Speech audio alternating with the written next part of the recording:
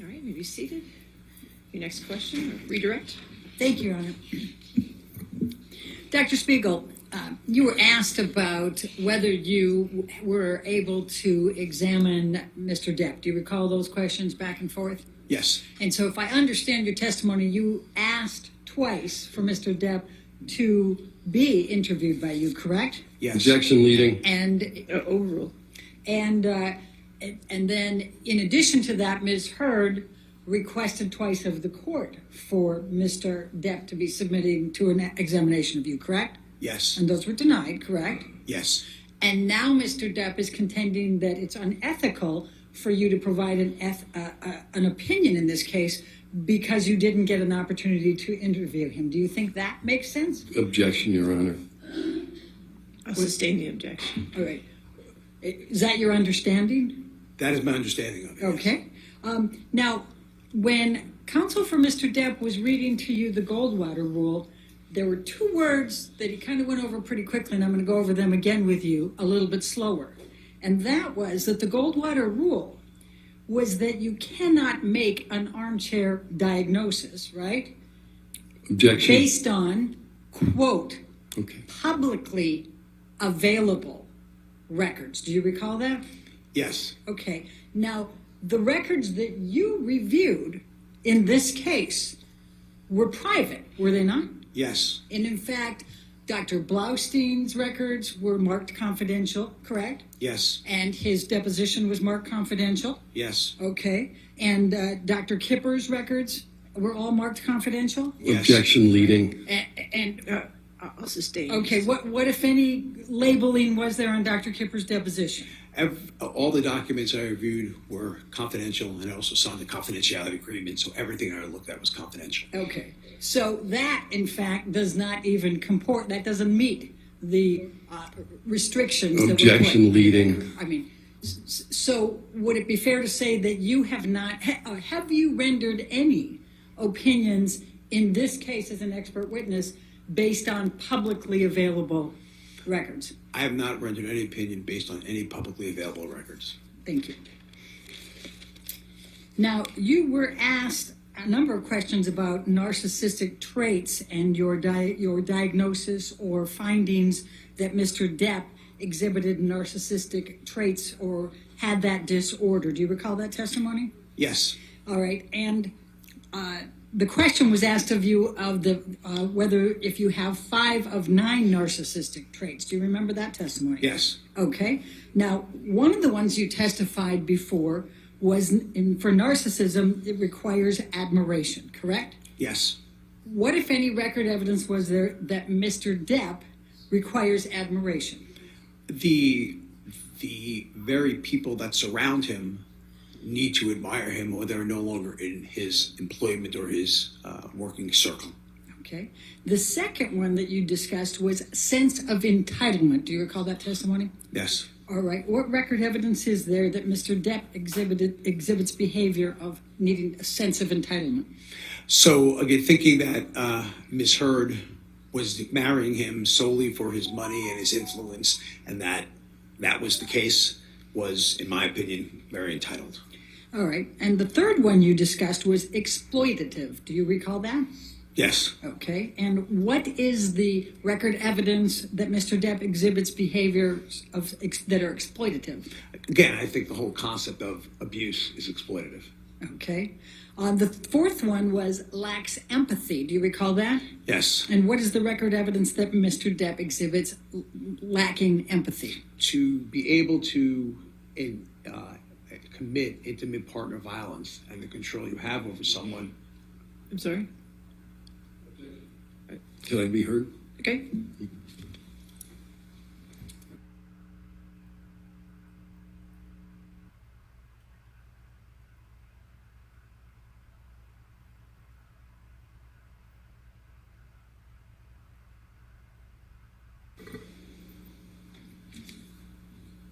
I'm just going to ask you to give the record evidence of Mr. Depp's lacking empathy that you know of.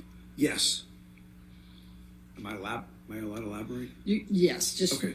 just a little different than what you said before. Okay. So if one does, so I'll make it more direct. So if you're not agreeing with what Mr. Depp has to say, you are no longer useful. Okay. Therefore, you don't really care about others for others. You care about others for your benefit. So off and on dismissing Dr. Kipper, for Dr. Kipper setting some boundaries on substance use protocol, substance detox, is an example of lacking empathy and not really caring what other people have to say. All right. Another one of the characteristics that you cited was envious. Do you recall that testimony? Yes. What is the record evidence that Mr. Depp exhibits envy? I think jealousy is a good start for that. I think that Ms. Heard wanting to have a career, start with that, beyond what she has, and the jealousy parts of with Mr. Franco and I think others comment this week. Last week Ms. Burstyn commented about things about jealousy. So I think it's pretty apparent. Okay. And the next one you listed was fragile self-esteem. Do you recall that? Yeah. And what is the record evidence of Mr. Depp exhibiting that? So fragile self-esteem would be more along the line of a cluster B trait. I should put that in. It's not necessarily the criteria for narcissism, so it's a trait.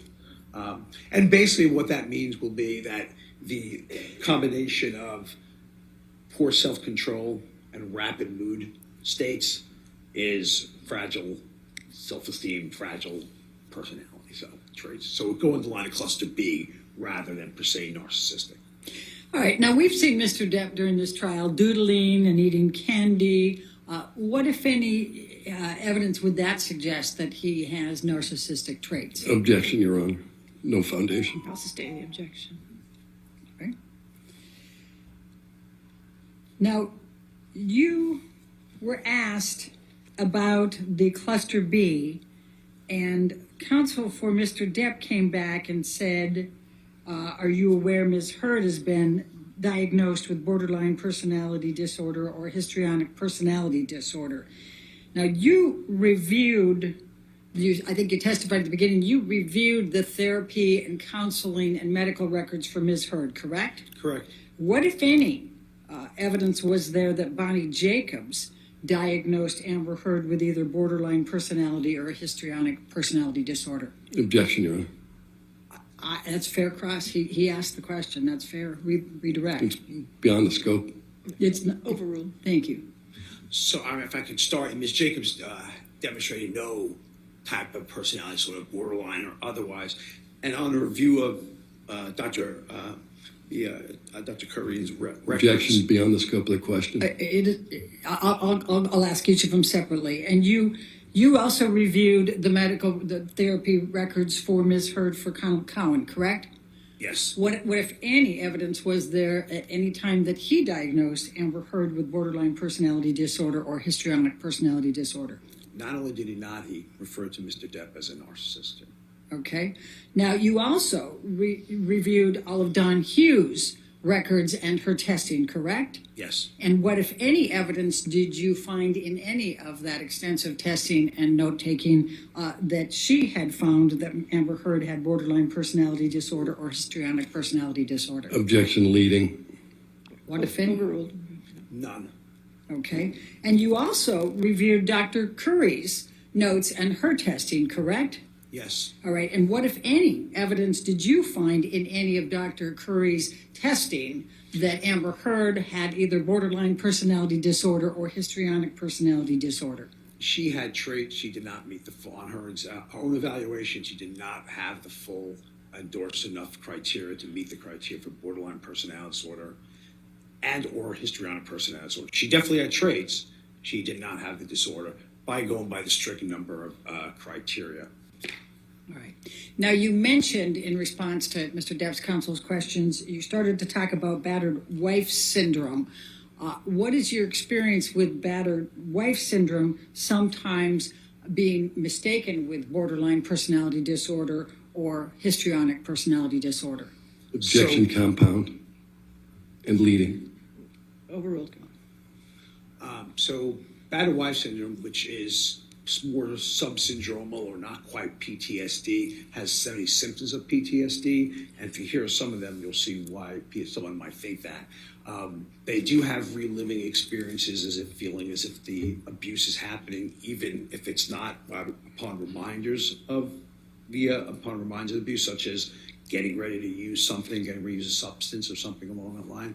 They do have hyperarousal. They do have hypervigilance, which is very easily mistaken for the emotional reactivity of borderline personality disorder. They do have avoidance symptoms, so they avoid emotions, activities, people, and if that can't be happening, they start becoming much more anxious, much more hyper-aroused. They have disturbances in relationships, which clearly can be an issue. Intimacy problems, again, which could also resemble borderline personality disorder. So those description and traits that were there, A, did not meet the full criteria for borderline, and B, could readily easily be explained by a battered wife syndrome, a form of PTSD. Thank you. Now, you also indicated earlier that you reviewed the deposition of Amy Banks, correct? Yes. And what, if any, determinations did you make based on her deposition from her meetings with Mr. Depp and Ms. Heard? So Dr. Banks is a professor who at Harvard, the leading institution in America for medical schools, who's an expert on intimate partner violence. She had a chance to meet them in relationship counseling. Objection, Your Honor, non-responsive. It's not non-responsive. I said, what, if anything, did she find? Sustained. All right. Tell the jury about Amy Banks, the significance of Amy Banks. So what Dr. Banks found was that she fully believed Ms. Heard's version of what was going on. Objection, hearsay. I reversed those. Let me do it again. Please tell the jury. Sustained the objection. Please tell the jury what about the qualifications of Dr. Amy Banks. This is the one who saw both Ms. Heard and Mr. Depp. Dr. Banks is a professor at, I don't know whether it's assistant associate professor at Harvard University Medical School, one, if not one of the two top medical schools in the world, who specialize in intimate partner violence. She is, above all people, who understand if someone is victim, perpetrator, because she does this, researches this for a living every day. And that's her qualifications. Can I say what she reported? Then I'm going to ask you, what, if anything, did Dr. Banks indicate relating to histrionic personality disorder or borderline personality disorder for Ms. Heard? Dr. Banks didn't mention anything.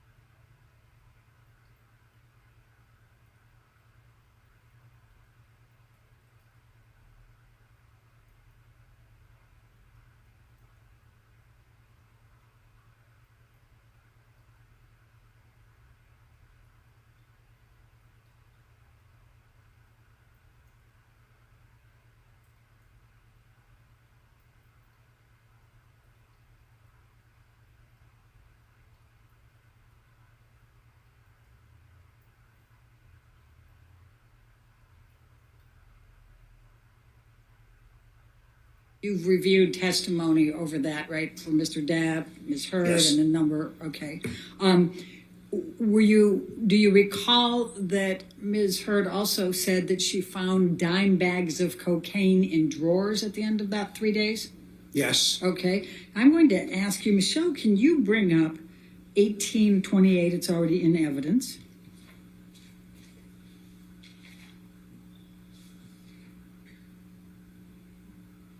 And if we could publish that, okay, we can. Thank you. This is one of the pictures that was taken in Australia, and the testimony's been that these two canvases of Ms. Heard's were painted completely over. Is that something that could be the impact of having 8 to 10 tablets of MDMA and combining that with cocaine and alcohol? Objection, no foundation. Speculation. The foundation's already been laid, Your Honor. That's Sustain the objection. Next question. okay. What, if anything, if you look at the painted canvases on this one, what, if any, evidence is that reflecting behaviors indicative of taking a lot of MDMA, cocaine, and alcohol? Objection, speculation, no It's foundation. the same question. Sustained. You testified earlier about property, destruction of property. Do you recall that? Yes. Okay, could you tell the jury how that relates to the correlating factors of risk factors for IPV? Again, destruction of property is a form of psychological abuse, psychological mistreatment. And so destruction of property is used as intimidation and as means of control. Okay. Michelle, can you bring up 1829?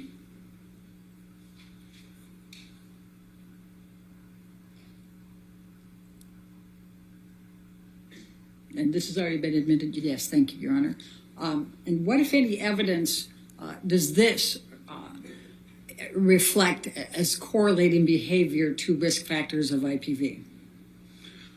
I would say that one, that demonstrates a good deal of violence and psychological abuse. I think it's pretty clear that they're trying to be intimidating. I don't think. Objection, Your Honor. Thank you. Please continue. It would be people who would misuse ecstasy without cocaine, are prone to agitation, suspicion, jealousy, violence. What we're seeing there would be very consistent with that presentation. Okay. Thank you. Michelle, can you now bring up 1830, I guess? And that's already been admitted into evidence as well, Your Honor. I'd ask that it be published. And what, if any, evidence does this correlate with behavior indicative of IPV perpetration? Again, this is intimidation, psychological abuse, where you're solely trying to emotionally. Objection, Your Honor. Can we be heard? Okay, if you want.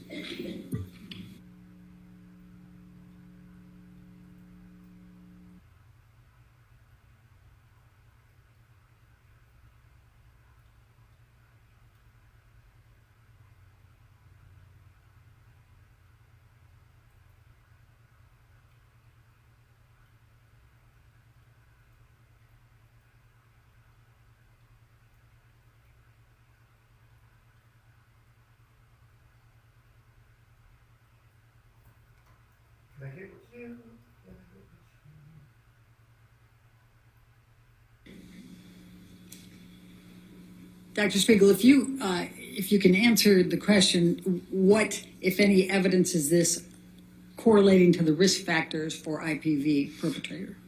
Again, I think the violence comes through. Objection, Your Honor. Just the evidence strike. of risk factors, All if you right. can. The evidence of risk factor would be accepting a more than average degree of violence, as well as psychological abuse. Okay. Are you aware of any record evidence of Ms. Heard writing on walls, mirrors, countertops, or painting canvases? No. Okay. Thank you, Michelle. You can take that down now. Now, you were also asked about Seroquel and some of the other prescription medications. Did you, during the course of your review of evidence, see the lists of medications that Mr. Depp was on at one point? Yes, I read that list. Michelle, I'm going to ask you to bring up Defendant's Exhibit 301.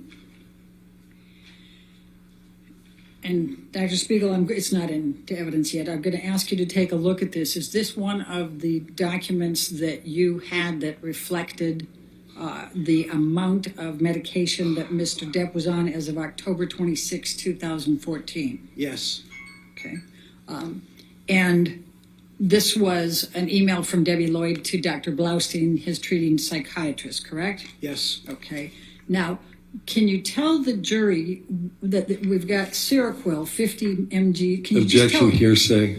Can you just tell the? I haven't finished asking the question. Yeah. So Let's approach. okay.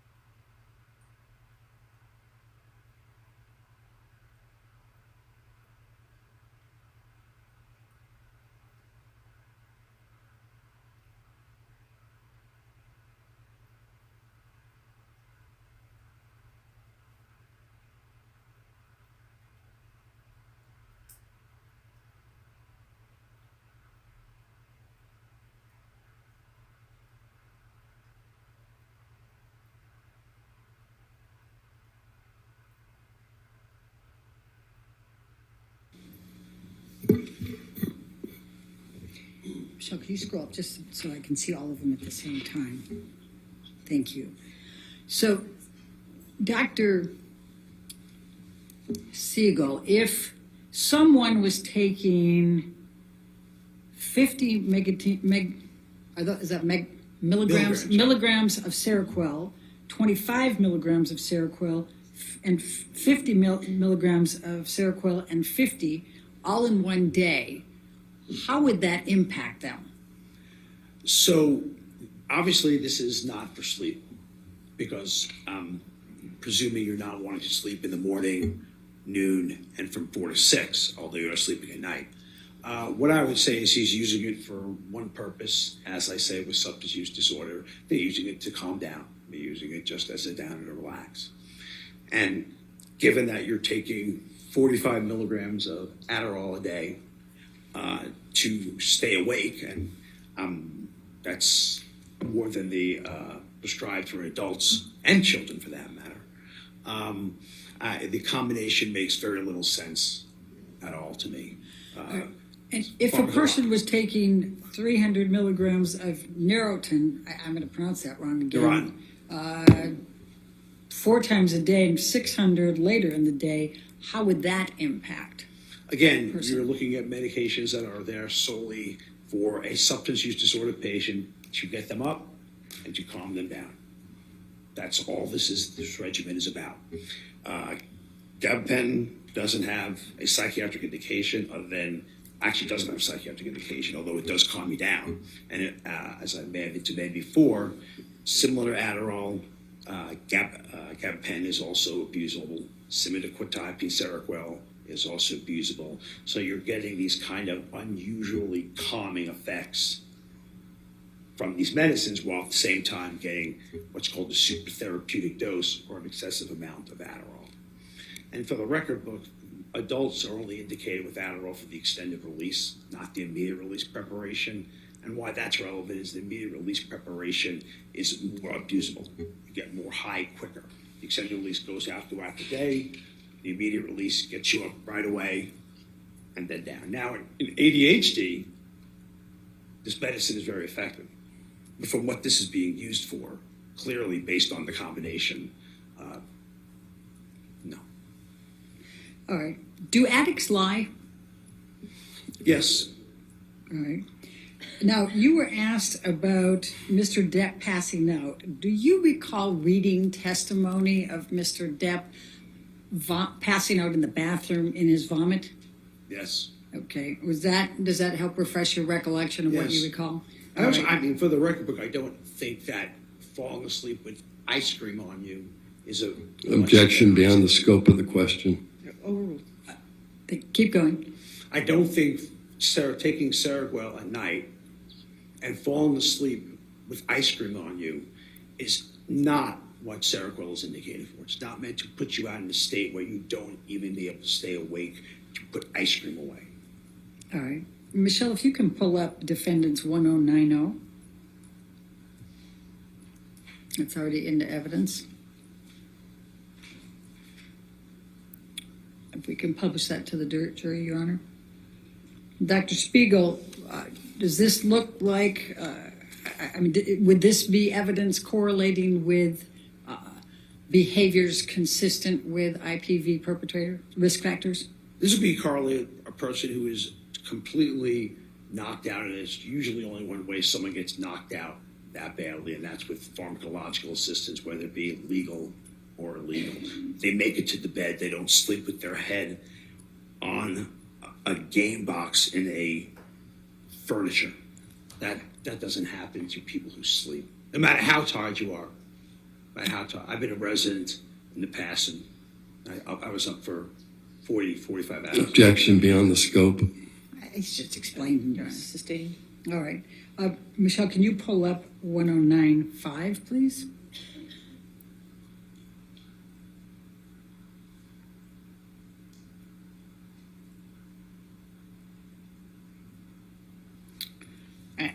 And I'm going to ask you the same question, Dr. Spiegel.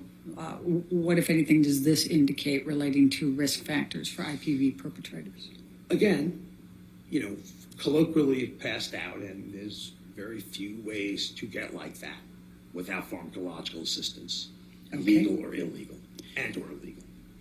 And then let's pull up 1094, please, Michelle. Defense, and that's also been admitted.